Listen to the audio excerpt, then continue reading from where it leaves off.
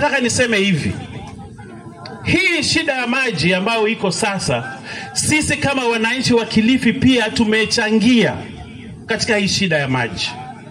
Tumechangia kwa sababu sisi tukitumia maji tulipe bill, wale watu wa maji walipe wafanyakazi wao, watengeneze pipes na walipe bili ya maji na walipe bili ya stima. Kama hatujalipa bili ya maji katika nyumba zetu, katika biashara zetu, je, hii pesa ya kulipa maji itatoka wapi? We are consumers of water.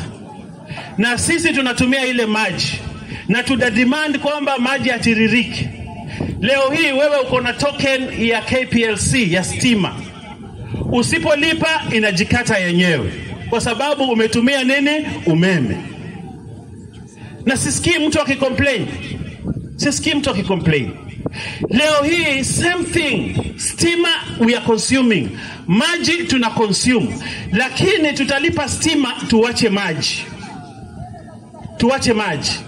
Hizi kampuni zetu za maji mbili, Kimawasco na Mawasco, wako na madeni mengi sana kutoka kwa wananchi, hawalipi maji.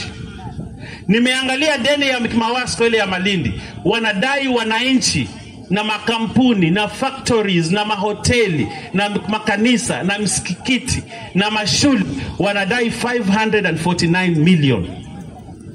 Wananchi wamekunywa maji, hawajalipa. Nimeangalia bili ya Mawasco hii yetu hapa, wako na bili ya 495 million.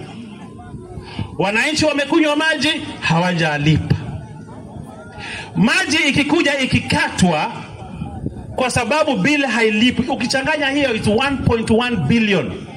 Pesa ziko na wananchi, ziko na watu wa biashara, ziko kwa makanisa, ziko kwa mashule. As of today, leo hii mwezi huu peke yake, Mawasco inadai 44 million. Wananchi hawajalipa. Hivi leo Mawasco hii ya hapa, Kimawasco ya Kilifi wanadai 27 million. Haijalipa. Bili iko pale ni 20 million, ndio sababu stima imefanya nini? Imekatwa. So mara nyingine tuangalie shida kama viongozi, tutoe siasa nje. Wananchi, mimi nataka niwaambie hivi na nataka nitumie hii nafasi. This old man that lies in this casket here